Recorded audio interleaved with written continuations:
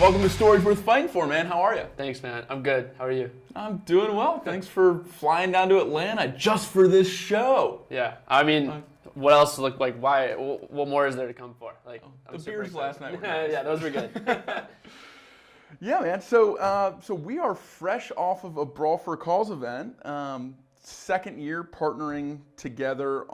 Took it to a whole new level. Definitely want to dig into that. But before we do, I want to learn more about you before Give Butter. So tell me a little bit about the story of Max. Yeah, wow. So before Give Butter, I grew up in a small town called Hollis, New Hampshire. And I was just like any other kid. I played sports in high school. Came from a great family. Dad's a doctor, mom did a lot of volunteering in the community and stuff. And, I was interested in a lot of different things. I was like that kid that did a lot of different things. I love video games, and like I said, I played sports, but I also was interested in politics and business, and I really had no idea what I wanted to do. Went to George Washington University, came in as a business major, studied finance, and then added computer science as a second major, and then got the startup bug. So I just was like really, really fascinated by people who, like Mark Zuckerberg, Elon Musk, Mark Cuban, who previously you didn't necessarily know who they were, and they go out and they have an idea and they make it a reality, and next thing you know, there's a name that someone can actually say and has meaning, and they've created something in the world. So I got really fascinated by that. I can keep going. Yeah. So what was your first expression of that? So Yeah. you catch wind of entrepreneurship. You look up to these people that have built something. What was the first action you took after that interest kind of sparked you? Yeah. The first thing I started doing was I was just writing down ideas. I was like, okay, I kept an idea pad on my computer. And I had everything from I was like, why do I need to wash my clothes separately from drying them? Like, why can't I just do that all at the same time? And then slowly you talk to people and you do a little research. You're like, oh, that actually exists, and like they're usually not great, and like all these engineering problems. But I started just writing down these ideas and thinking about them. And then I had an idea for this app that I ultimately called Happening. But it was just like I was in Washington, D.C., and I was like, there are so many cool events going on every single day. And I'm either not necessarily participating in them, or if I am, it's just because one of my friends was like, oh, there's this cool thing, we should check it out. And they maybe heard about it through another friend. I said, how about we aggregate those, find the best ones based on what I'm personally interested in doing, and then what my friends might be interested in doing. Came up with this interface idea for like a Tinder sort of thing, where if you pull up the event based on sort of those recommendation factors, you can swipe right if you're interested, down if you want to go, and then we would sort of bubble up the most interesting events going on near you, and then also show what your friends were doing at the same time. And that's sort of like very abstract concept, kind of like what I just described, but I had no like engineering background. And so the first point was really like, how can I do everything possible without actually building the idea, and get to a point of like actually maybe making it happen. And so it was going to like networking events. It was actually like taking pen to paper and just sort of drawing. It was watching YouTube videos of just past founders and how they got started, and a lot of just learning, like a lot of like teaching myself the nuts and bolts of like what does it mean to start a company, and how to actually make an idea that I had that was like just an idea on paper, and how to make that a reality. And that was what I was just kind of going, trying to figure it out, problem solution. What were some of those problems? What kind of early adversity did you face with Happening? Well, the biggest problem was I didn't have the expertise to build it. And so it wasn't like I had this idea, let's start making it a reality. It was not just like a coding problem. There was also like I had no experience in design. I didn't know much about apps. I felt like app was the right interface. I would say just the like pure lack of knowledge and expertise was probably the biggest challenge. And then from there, it was like the biggest problem that I came to was, okay, I don't know how to do it. Can I find someone who knows how to do it? Or could I potentially find a development firm or hire someone, and then I'll need to raise money and figure that out. And those were kind of the three heads I was trying to battle and figure out what to do. I never actually once really thought until this moment, maybe I could do it myself. I always kind of thought, oh, maybe someone else can do it. Maybe I could hire someone who I got to meet this sort of magical co-founder. And what actually ended up happening was I put together a really, really thorough plan. Like, here's how I would execute this idea. Here's generally what it would look like. I did a whole review of a bunch of development firms, figuring out here's like an overseas shop, here's a hybrid model, someone in the US, someone overseas, and then here's like a US firm, and a bunch of like folders of candidates, and I really spent a lot of time on it. And I actually had a family friend who said, I'll give you $50,000 and I'll take a percentage of the company, and you can hire one of these firms. I trust your judgment, and I believe in you, and I think that you could do it. And I was like, wow. And this was right after my freshman year, the summer after my freshman year. And I was like, this is amazing. But then when I got home that night and I was thinking about it, I didn't feel comfortable making the leap. I had done all this work, and I kind of was looking at these proposals I had gotten from these different firms, and I just kind of said, if they can do it, I can do it. And I just was like, that night I decided, I called him back the next morning and I said, I'm gonna give this a go myself, and I could really appreciate the opportunity. And then, the rest is a little bit history from there, because I just spent basically the next 2 years holed up in a room, learning how to code, trial and error. But that was the biggest hurdle, was like getting the actual idea built, for sure, and overcoming that. Wow. And so you become a hermit.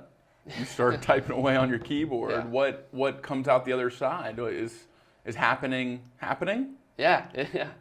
So you were telling me before the podcast how you, after your surgery, had a mustache. I had a full-on, was not shaving, didn't leave the room. I got the shaggy hair, and this was my freshman summer, so I was home in New Hampshire. I mean, I really was holed up.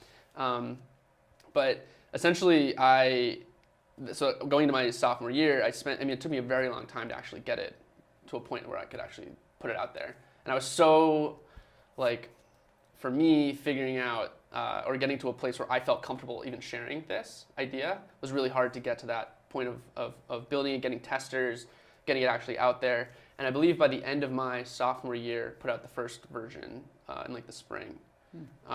And that was like the launch. What you just said, it's happening. And the Facebook post, the Twitter, tweeted it out and shared it, and then a whole execution plan for how I was going to get it out there and just give out shirts and standing in the middle of campus and passing out flyers, the whole 9 yards. And then what happened was we had a big spike, 200 downloads in the first day. I was like, okay, I kind of was hoping for more. I don't really know what to expect with this sort of thing. And then it just sort of tailed off. Mm-hmm. And I didn't have a great plan, because it's I was doing everything. I was putting it out there. I was trying to market. I was trying to sell it, but I was also dealing with bugs. Yeah. People would say, "Oh, this thing's not working," and who's going to fix it? I have to fix it. And so wearing so many hats and trying to accomplish so much was really hard. And so I basically went through the same thing my sophomore year summer. I holed up, worked more on the idea. I believe at that point I met Liron. Liron was a year younger than me at GW. I started the GW Startups Club, and we met first meeting, and I showed him Happening, and he was like, this is really cool, I'll build the website. We didn't have a website. And so I was doing the mobile app, he built the website, helped me with some technical stuff, and then we were working side by side since then. And the kind of conclusion to Happening was we did a relaunch in the spring of my fall of my junior year. So this is about, again, sort of 2 years of this. And did a big relaunch, and a sort of similar thing happened. Spike, exciting things, sort of maybe interested investors, cool partner here. I ended up turning into sort of a club promoter, because a lot of these events were at clubs, and I wasn't even 21. And I was in a fraternity, and so I was trying to get fraternity brothers to come to these events that I don't even really like going to clubs. When I was thinking about events, I was thinking about I don't know, jazz in the park, and I don't know, sports games, just not club events, just not really my scene. But college kids that was sort of the main draw, sure, how to get people to come out. So that ended up being kind of a business model. I was promoting events, and I'd get a percentage of the door sales and stuff, and didn't love all that. And one thing that happened then was this article came out, because I was trying to get press. I was trying to just PR, anything I could do to get the app out there. And I sat down with this reporter, wrote for a local DC paper, and just had an interview, whatever. I go home, and then he sends me a link the next week, and the title of the article is this GW student the next Mark Zuckerberg? And I was like, wow, full-on imposter syndrome. I'm doing everything I can to make this a reality, mm-hmm, but then there's an article like this coming out that's puts a label on it that I just did not feel like I deserved. Mm. This is not what I was building was clearly not Facebook at the time. I mean, maybe it had big potential, but that was a really hard thing for me dealing with. That article being out there, the sort of inbound I received, wow, everything's going, you're amazing, congratulations, it looks like it's going so great. In reality, downloads are actually going down, and we're not really making money. Mm. And I don't really know what I'm gonna do because it's like my junior year. I need to like this needs to make money. I need to get a job. I need to like figure out what I'm doing in my life.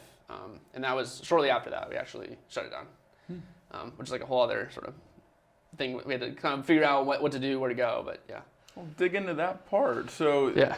article comes out, perception is positive. Yeah. People are reaching out to you, maybe people that you haven't heard from in a while that are like, oh, I knew you in high school, that kind of thing. Was Right. any of that happening? Oh, yeah. Yeah. Yep. And then, behind the curtain, metrics are going down, not Yeah. making any money. How do you navigate through something like that? When people reached out, did you tell them the truth of what's happening? Did you just say thank you? What were those conversations like? So, I love it's hard because you hear from people when something like that happens, and I'm sure this happens for all sorts of things. When you get married or something, people reach out that you haven't heard from in forever, and they say, nice things, or if something sad happens, and people reach out and they say nice things, and so it's very hard with someone who you haven't been in touch with for a while to be like, thank you, but actually not going so great. And so yeah, thank you so much. It's so nice to hear from you. I hope you're doing great. And I always will try to sort of, what's going on in your world and how are you doing? And oh, by the way, download the app. yeah. Like, I actually don't know. I know that you haven't downloaded the app.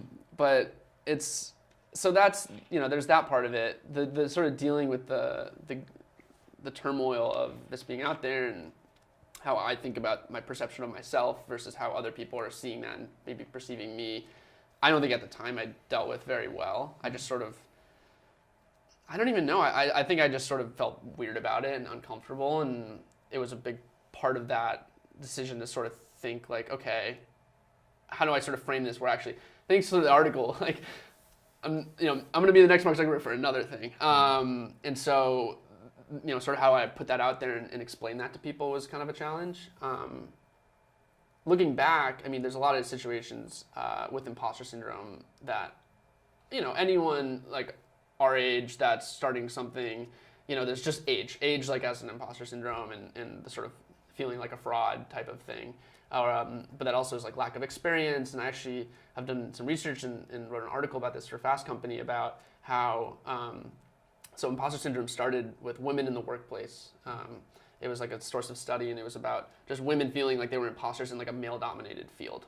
Not just the workplace, but like I think it was maybe finance or something specific. And so coming from that sort of place, there's a lot of different versions of that, whether you're a minority or you're just putting in a position where you feel like you don't belong is kind of the catch-all for what that means.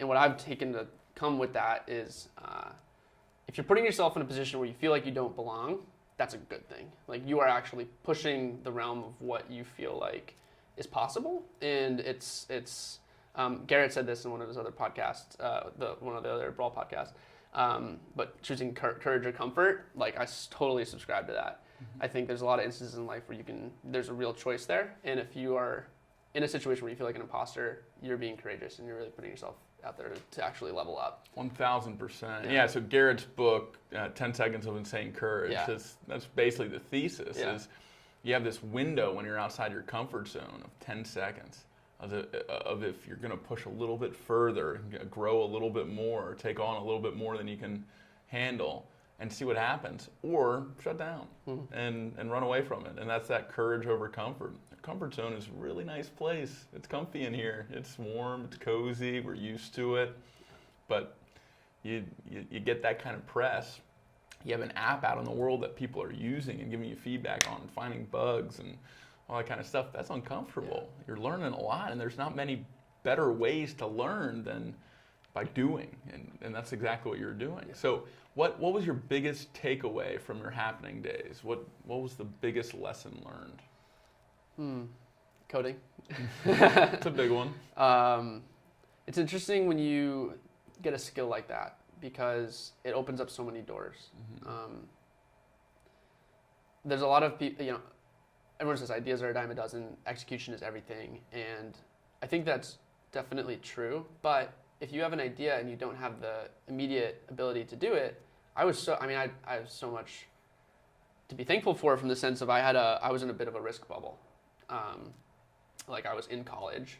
I was in a position where I started early enough where I had opportunities to fail and not have that devastate my life. And so I could take those risks. But once if I didn't have that ability to get myself going and also not just build skills, but build relationships with mentors and potential investors and co-founder. Yeah, absolutely. I would not have had the tools at my disposal to go and do the next thing. So it's all necessary, and I would fail 1,000 times over to get to where I'm going now, and I'm sure I'll continue to fail, and you just kind of fail, but you fail forward, right? Sure. And you continue to learn and grow from that. So the skills being huge, and then the relationships were really important. Yeah. So if you could talk to your freshman or sophomore year self, knowing what you know now, you're 4 or 5 years removed from that version of yourself, what would you say? Or maybe to someone listening that's in their freshman, sophomore year considering an idea, what would you say? I think everyone's different. And, my best friend is going to med school right now, and I'm so happy for him. And it's like, you got to go to school to do that. Like, it's really important. And there's definitely a lot of benefits from an education for certain careers.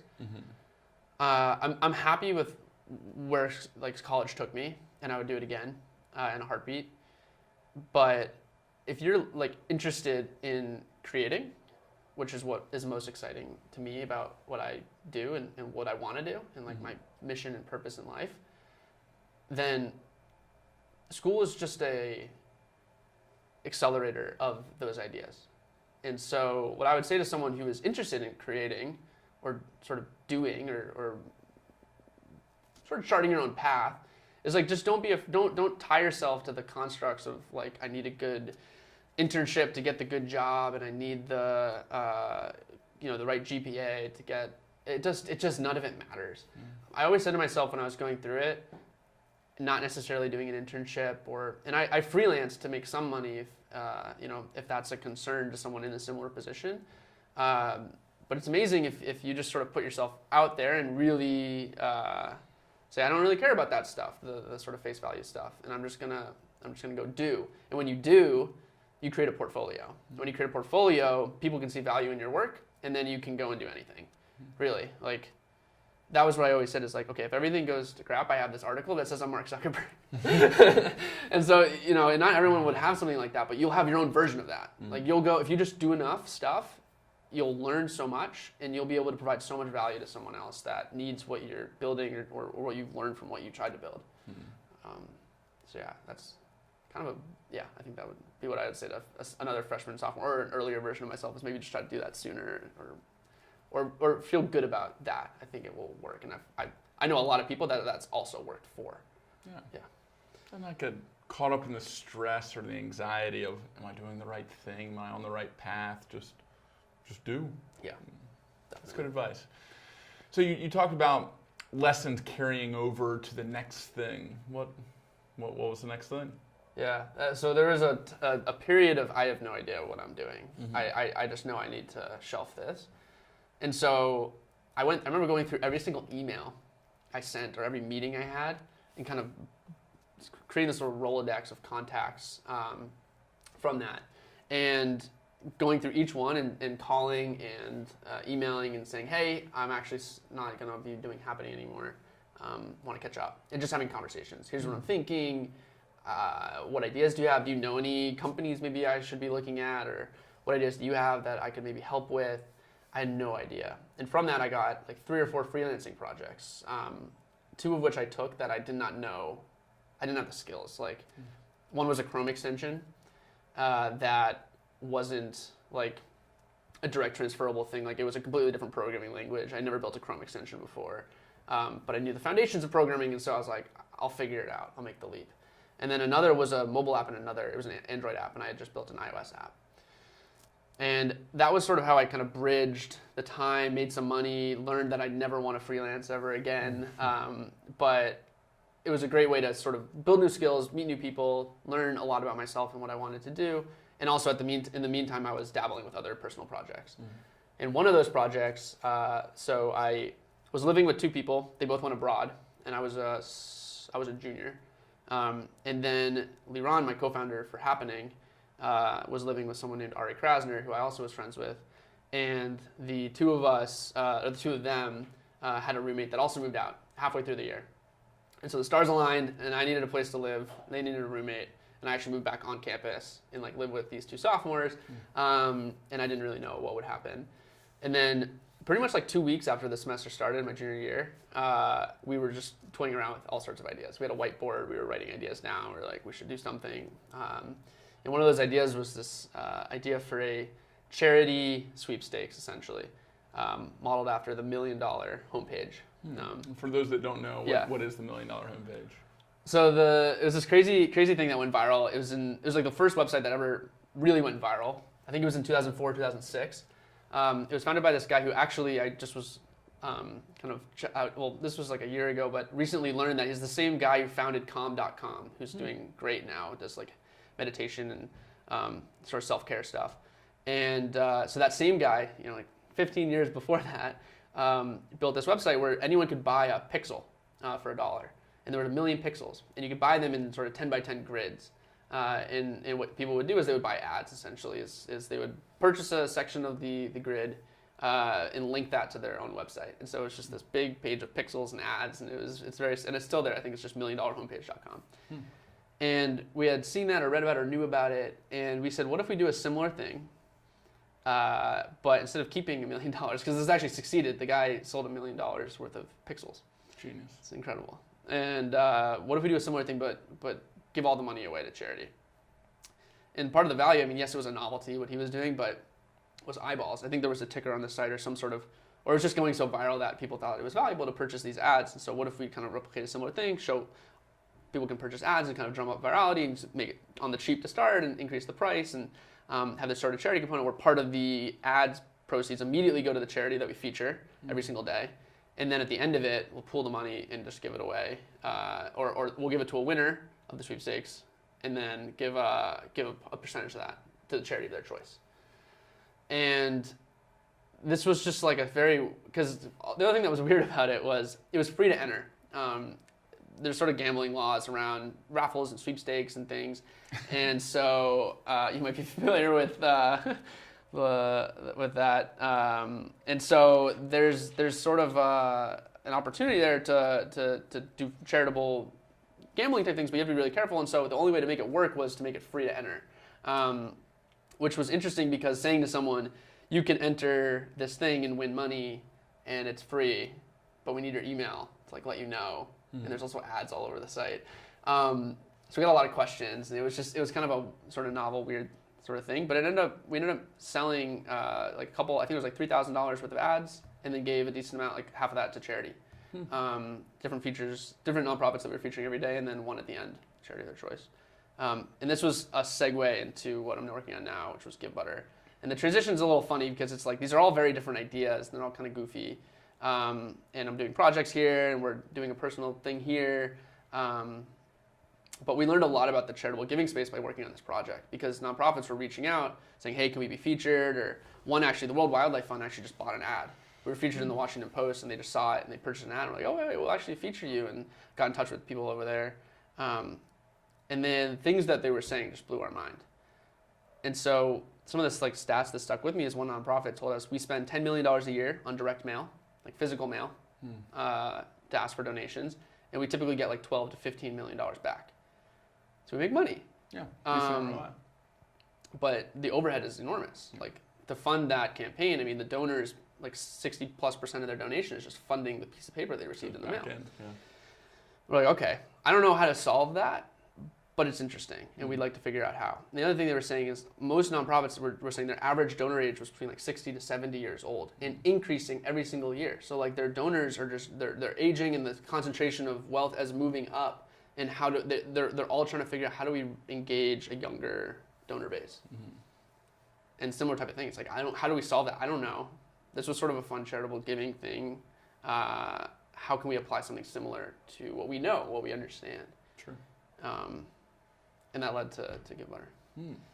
And what is Give Butter? So at first, it's very different from where it is now. So there's a lot of similarities, but we kind of have three main ideas for how to fix this.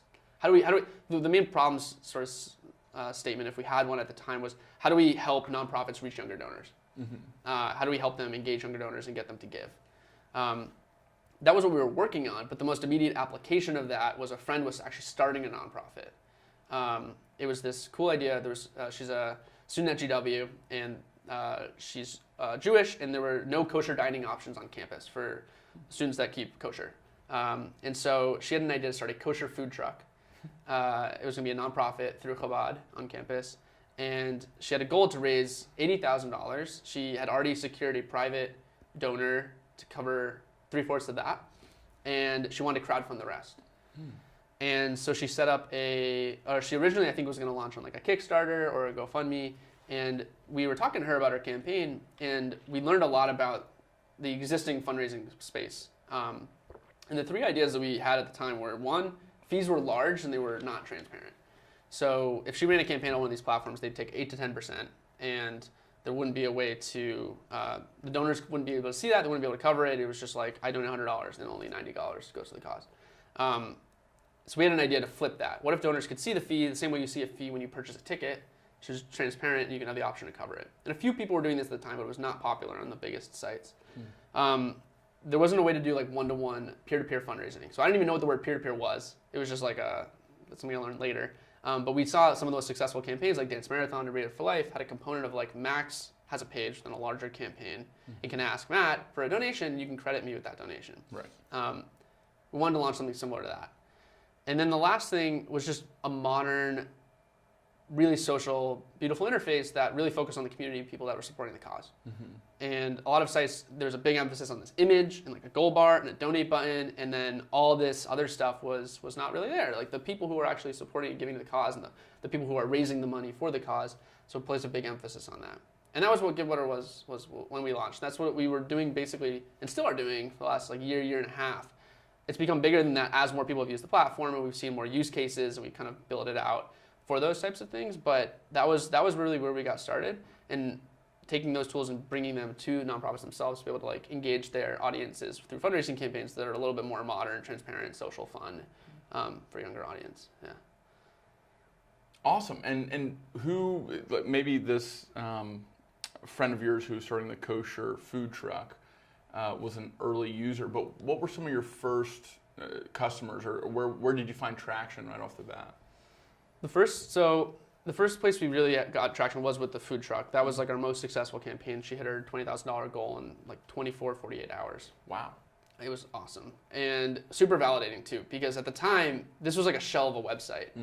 So like Liran was the web expert. I had my background in building more mobile apps, and I built that like Chrome extension. I was learning, but what I started transitioning more to is I was doing like the front end design, and he was doing more of the back end. But we were like really piecing it together as we go. Like the money was going to like our bank account. We were cutting a check manually. There was no dashboard. It was not self-service at all. It was like they tell us what they want over email or in person, and we build the page manually. And so scaling that was a challenge at first, but once we had some validation, we had a few other friends that were also launching campaigns or doing something around fundraising. We said, hey, would you want to try this out instead of this other platform that you don't really have any loyalty to necessarily? And that's how we sort of started picking things up. One of the bigger wins for us early was there's a chapter organization called Tamid. It's like a student consulting organization, helps young, like college students mostly, go to good experiential learning through business and finance, largely through connecting them with startups in Israel. And we had started the chapter at GW. Actually, Ari Krasner started the GW chapter and helped us connect with some of the other chapters on other campuses. And so 10 chapters of Tamid ran like a chapter-wide across their organization fundraising campaigns. It was competitive, and like Penn and BU and Maryland and GW were running these fundraisers. And that was what also planted the idea in our head of, A, we could launch a campus ambassador program and actually get sort of grassroots marketing going at these different campuses. And B, we can maybe eventually, there's a lot of organizations like Tamid out there, can we build a product around that use case of running these sort of chapter-wide fundraising campaigns? And the more we kind of got into this and built some of that early traction, those early wins, it was largely around universities. It was like campus university fundraising type stuff. And so we just kind of like pressed that and kept focusing on that. Campus ambassadors, who do we know? I mean, we're in college. Can we call up some people and figure out if they want to help us promote this thing? And it was a huge part of our sort of initial growth strategy, was just getting student organizations and students who fundraise for all sorts of things on GiveButter to raise money. And it was kind of like linear. I mean, it was like as we got more customers, what's cool about GiveButter is it's like, I like to think of it like Eventbrite, or even GoFundMe, where when someone uses GiveButter, we're there. And when people see that, like another member of the organization or a donor can think, oh, I could use this for another organization I'm a part of. And so when you have a concentrated space like a university, it's very like people see it. There's a lot of impressions. And so we had a lot of success like bubbling that up. Different Organically. campuses. Yeah. Yeah, not having to pay to do that. And, Right. And that's important for 2 or 3 college kids that are building a company. So at that point, had you raised any money? Was the company making enough money to fund this, or how were you making this go? Yeah, so we bootstrapped. We just started, we built and kept building, and it was similar happening in that sense. It was just I had the knowledge, or Liron had the knowledge to sort of get going, and we thought about raising some money to help accelerate that, but we were also very much in like a validation phase for a while. It was like, is this, can we get this where we need to go? It was in sort of steps. First, it was just like the product and having people use it, and then the campus ambassador program, we were able to get going with no capital because it was basically the program worked almost on commission. And so every time we got an ambassador, we didn't pay them anything until they actually got campaigns, and they would get a percentage of that. And we had sort of programming and training around that we built, and videos to sort of educate people on fundraising. And it was very, what was cool about GiveButter, especially compared to Happening, was like from day one we were making money, which was fundamentally so different from like an app. When you're trying to get people to like download your app, and then like hopefully later on you'll monetize. It's very different from when like someone signs up and they either pay you up front or they'll say, we'll get a percentage of the volume that they do. And so money is coming in. So we're able to use that, reinvest that in the business. And again, we're in sort of that risk bubble, I like to call it, of being in college and being able to sort of make that leap. And have sort of like a backlog. Like maybe you have student loans, but we have time to pay those off after college. We don't actually need the money, which is so, like there's like a baseline there. I met with someone recently who was like, to even do what you're doing, you need like the first most like fundamental thing you need is like shelter. Like you just need like shelter, and then you need food, and then you need like, and so we climbed those ladders. So we had like sort of a place where we could get going, which is awesome, but enabled us to sort of get going without having the capital up front to start because of the skills, and we had that sort of initial base. Yeah. Nice. And more to the heart of what you're doing. Why was this worth it? Like why GiveButter as opposed to getting a job, working for a startup or a big company? Why GiveButter instead of going back to school and going deeper into programming? Why'd you pick this? I love tech, if that hasn't become obvious from this conversation. And I love the social impact side of what we get to do. It's like so cool to be able to like, I like thinking of it like I enjoy the feeling of giving. It's like, so that's become the mission of our company, Eat, Sleep, Give. And the idea was just, we do so many things in our lives. We eat, sleep, but we also go to concerts and shows, and we study and we work and we spend time with family. And but can giving be one of those verbs that you include in your life as something that you do? And we're not perfect, and it wasn't like I was just giving and volunteering all the time. And there's amazing stories about people who are just like are like really bleeding hearts, and I love those people. And we work with a lot of them, and they're amazing, amazing people. But on the macro scale, like, can everyone do something to give back a little bit in their life? And I love this, and it makes it so worth it because we get to scale that impact. Like technology has the ability. It's not physical. It's not like you have a fixed line where it's like for every input you need like equal increasing inputs to get the same output, and those two sort of go side by side in parallel. It's where we can actually build something, and our input can remain, on like a logarithmic, I'm thinking like a chart, like where we put in the input, but then the impact can scale infinitely. And so we can build a website, and someone across the country or in another country can use that and support their own thing that they're doing. And then that's just the tech piece. But then what they're doing is all by being nature of fundraising. It's all, we say just like good causes. Raising money for all sorts of things.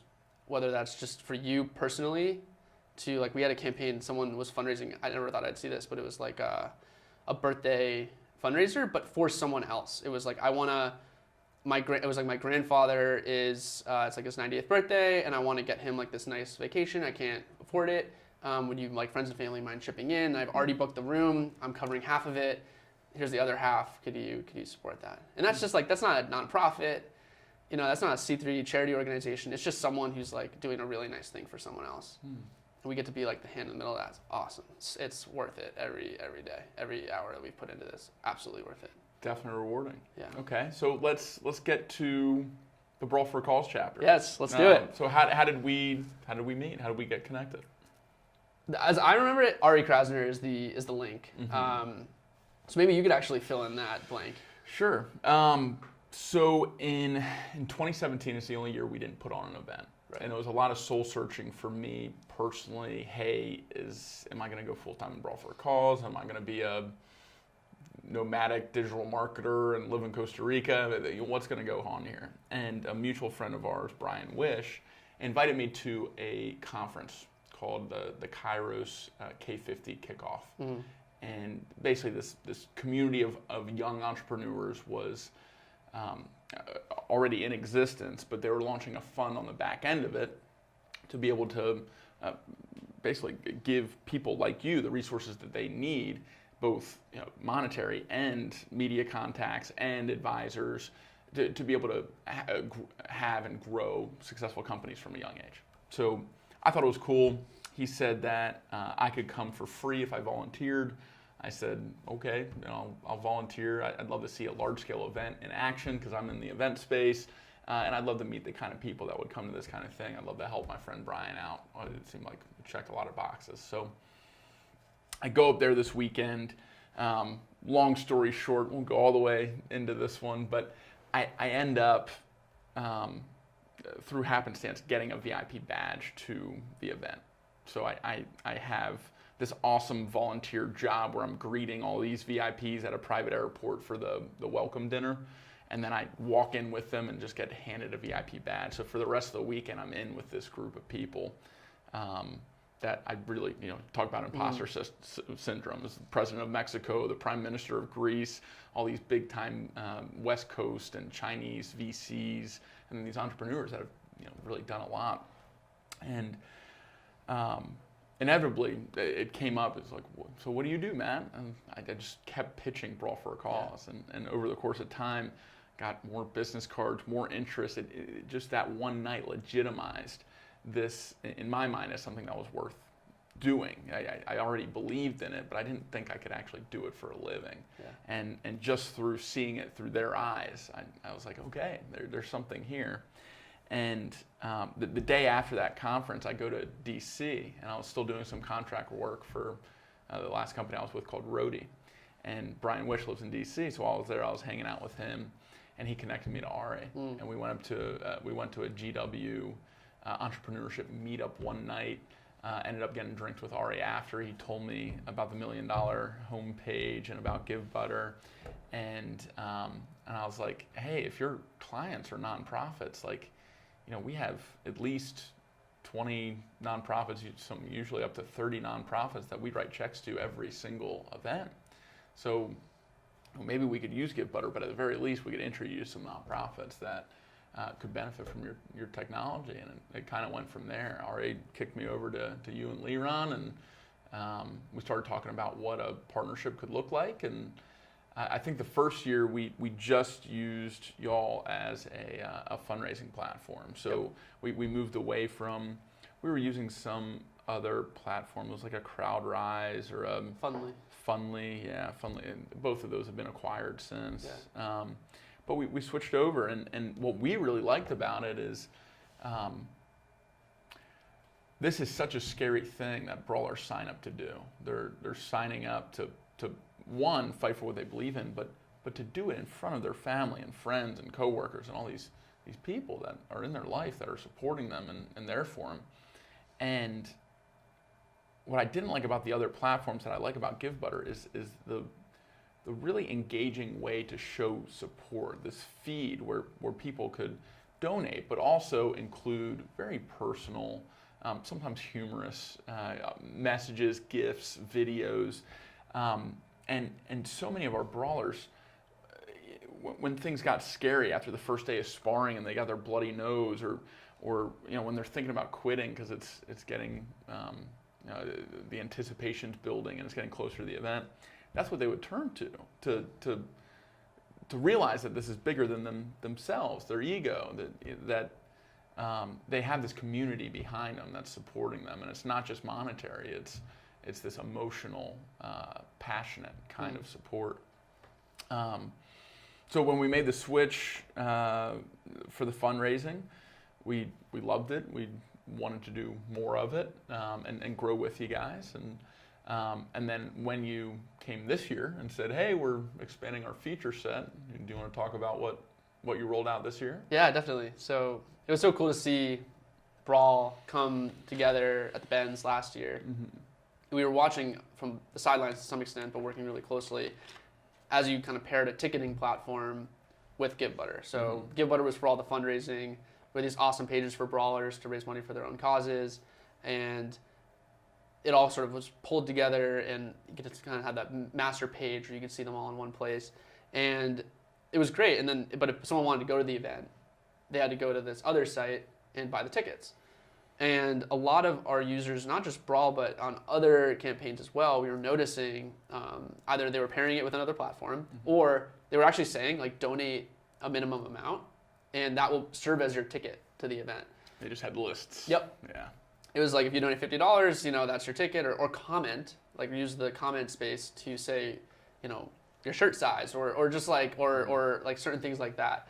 And started noticing those things, and it culminated with Brawl, especially as we were thinking about this and seeing that happen, and then going to the Benz and that how amazing an event that was, and thinking about next year, we actually got, because when we were in touch about that campaign, it was almost, well, A, we were behind on a bit of a development schedule, like we were still building up our platform, and B, I think it was just like, you were considering how are we going to set all this infrastructure up, and we weren't even thinking about that. But once we started seeing it all come together, we said, what if we can put that all in one place? What if we can have someone who wants to support a brawler do so, but then also purchase a ticket to the event through a single flow, like one transaction or one checkout flow of going through that process, saves friction, but also enables brawlers who are, a lot of them are having their friends and family come out to support, be able to do that all in a single step without saying, oh, you got to go to this other page, and explaining that. It just removes all that friction, makes it easier for people that want to support them do so. And so that's what we launched, was what we think is the best way to run a fundraising event online. There's great ticketing platforms out there that can do the event end-to-end logistics great.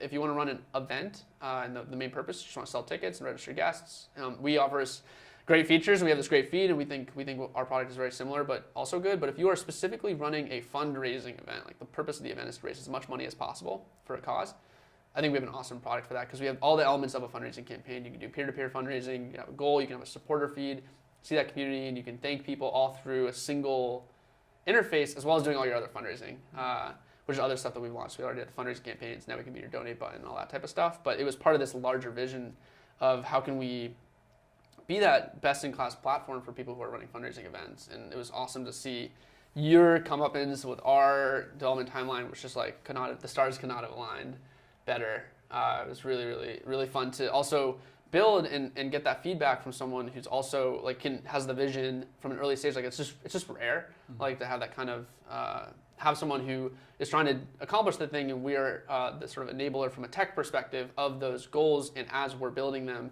get your feedback, and I like this, we do that, or here's some ideas, what do you think? Put those in the roadmap and get that done. It's been awesome. It's been really great. 100%. And I think one thing we have mentioned, but I think should be a focal point, is the transparency of everything. Yeah. Like, not just on the fees, which, a lot of the donors, I don't know the exact percentage, but an enormous amount of the donors are just like, yeah, I want the full amount of my money to go to this. I'll pay an extra $4, $5, whatever. But on the other side, the transparency of when someone buys a ticket, at least for Brawl for a Cause, and when they donate, you see this brawler who's fighting for what they believe in, has their whole story there, has a video of them talking about it.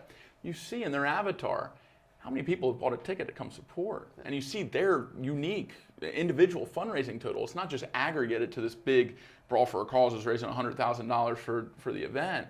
It's every single little piece that goes to building up that team fundraising goal. And to have all that in one place, it creates such a sense of community amongst all these people that care about the same thing. For us, it's that year's brawl class, all participating in that year's brawl event, and each supporting their own charity. But for other charities, they all care about this same mission. And they're all tapping their family, their friends, their network to benefit this thing that they care about. But just because it's all the same thing doesn't mean that we should lose sight of that individual person's story about why they care for it, and that individual person's effort of how many tickets or donations they've been able to generate. So I love how everything's in one place. It's clean, it's organized, it's transparent, and I love what y'all are doing. I'm really excited that we can grow together here. Yeah, no, I could not agree more. And actually, I have a number for you, because we were just working on this the other day, is over 94% of donors cover the fees. Wow. When they were donating. And actually, also another stat for you is, and this is a big emphasis with GiveButter, which is right in line with what you're saying. It's very true. The actual research shows the number one reason why people donate to causes is because someone they know asked them to donate. Yeah. And so people support people, and people support stories. And giving is human, and that is such a natural part of us and who we are as people, is to give to others. It makes us feel, it's almost selfish, because it's like I give to you, but it makes me feel good. Yeah. Who doesn't love that? It's a win-win. Yeah, definitely. And so that's something we try to emphasize so much. And with your own campaign, I remember we were talking about, and with others, it's just like when you donate and putting such an emphasis on the community and the supporters around it and the transparency around the story and the person who's doing the fundraising and the cause that they're fundraising for, it's amazing to see. It's almost like a testimonial wall of just like people and their outpouring of support. And I remember you were saying about your the chess boxing campaign that you did recently, and it's motivation. When you're going out, you're putting your neck on the line for something you believe in, and to see people who are there for you and supporting. And the other cool thing was we were looking at how many donors left messages, and I think it was 85% of people who were donating left a message. And so I don't know. I don't have a sentiment analysis on that, but I'm thinking it's generally pretty positive. Yeah. And so, screw you. Here's $100. Actually, with the pocket, they can be pretty funny. There's a lot of Rocky gifts in there. And, yeah. Oh, yeah. For sure. With the brawl ones, yeah. They get pretty creative. Yeah, it's good. Really good. So it's nice. I mean, I think when you can provide someone with a good giving experience like that, they're gonna become givers for life. Mm-hmm. And that goes back to the whole mission, right? Is can we help people have a great experience doing this so that they continue to do it for the rest of their life? And I think we share that vision. Yeah, definitely. Yeah, which is awesome. So I think we've talked about where you've been, where we are. What's next for GiveButter? What's on your mind? I know it's you and Leron right now. Are there plans for growth? Yep. We're hiring. We're hoping to hire a few engineers, sales, marketing, some support. If anyone who's listening to this has contacted GiveButter support before, you've probably heard from me or Leron. But scaling that is really important. It's a huge lift for us as we've been growing, and so we're really excited about doing that. From a product standpoint, we're really excited because so much of what we're building to is what we want to be is sort of an all-in-one fundraising platform for people who are raising money online. And there's a lot of solutions that do stuff like that, and a huge part of our market will be people who maybe have another platform that is all-in-one, but a huge part of our market also is groups that wouldn't be able to tell you like what a CRM is, don't necessarily know the best way to set up fundraising infrastructure, or some of the stuff we're doing with the fundraising event and Brawl. Like if you wanted to set that up on your own, there are very few, if any, platforms that can enable you to do that.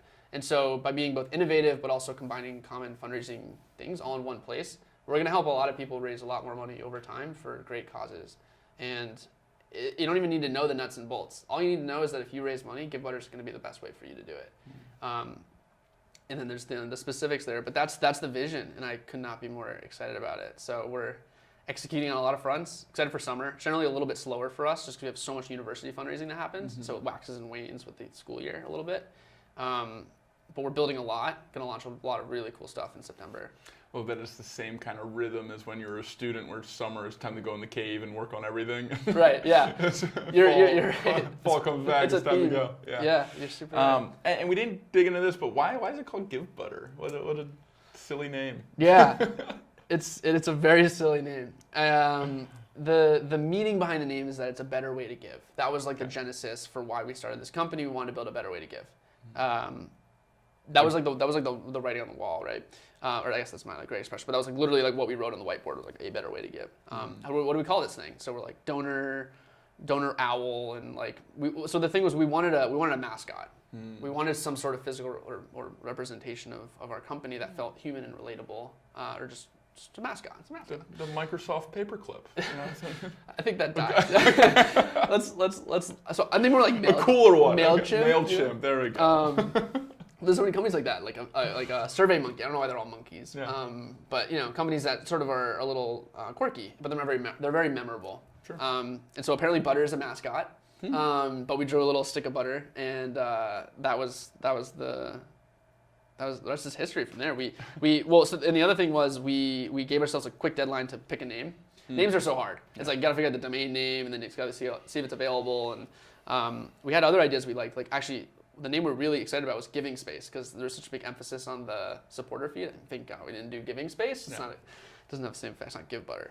But when we had it, and then we started saying it out loud. Once you have a logo and it's real, it's very different from when you're just like a concept. And I'm saying like, hey Matt, like, would you want to use Give Butter for your fundraising? And if you lack confidence, it's kind of like, Give Butter, like that's kind of weird. But once it's like a real thing, you have a website, you have customers, it's out there, people just kind of accept it. It's like, and it's just fun and memorable. Yeah, that's what it is. Yeah, that's all it is. It's just a name. Nice. Yeah. And where can people find you, both personally and the company? GiveButter.com. It's like very fleshed out. And we're super responsive if you have questions or just want to chat us. There's a little chat bubble in the corner. Always like my email inbox is always open. So if anyone wanted to reach me directly, it's just max@givebutter.com. On Twitter, I'm on LinkedIn, all that stuff. And what are those handles? At Max_Friedman 8 on Twitter, and LinkedIn is Max Friedman, FRIEDMAN, or just like /Max Friedman 1, I think, on LinkedIn on the tail end of it. Or Instagram, I guess, is good too. Max_Friedman. There you go. Now you can follow me everywhere. There we go. Got them all. Yeah. So we end every episode with gratitude. So I always thank Friendly Human for giving us this space. I thank Chris for making all the technical magic work of us being able to be here and be recorded and for it to find its way to the internet. Thanks Sweetfish for making all the audio magic happen. Defiance Fuels keeping us hydrated. Yes. I have the pee. I don't know about you.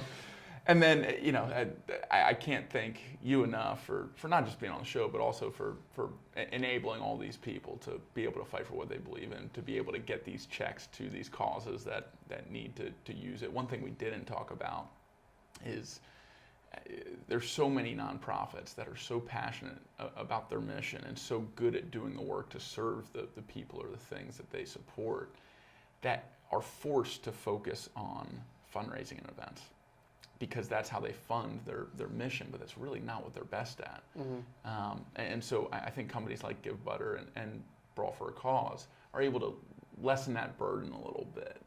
So thank you for being the technological side of that unburdening of nonprofits for them to be able to do what they're best at, which is make the world a better place. Definitely.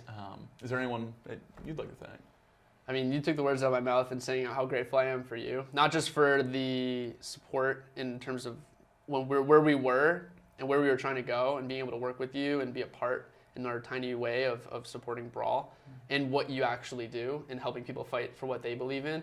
You're the boots on the ground that's actually there in the classes with the people who are there from start to finish and going through their brawler's journey. And it's like an absolute inspiration to me, not just what you do with Brawl, but you as a human. So I'm grateful for you. Also grateful for Defiance Fuel for keeping us hydrated. Also have to pee. All the classic ones. I'm so grateful for my co-founders, Ari and Liron. I mean, nothing would be possible without them. And then my parents, my brother, my sister, my family, my grandma, papa, nana, all of them. I mean, like I come from such a great, loving family, and my girlfriend Sonia. I mean, everyone. It's a team effort, like in every way. So very grateful for them. Yeah. Love ending on gratitude. Yeah. Thank you for being here, Max. Thank you, Matt. Seriously, thank you. Yeah, we'll do this again sometime. For sure. Anytime. Let me know. It's a wrap. Awesome.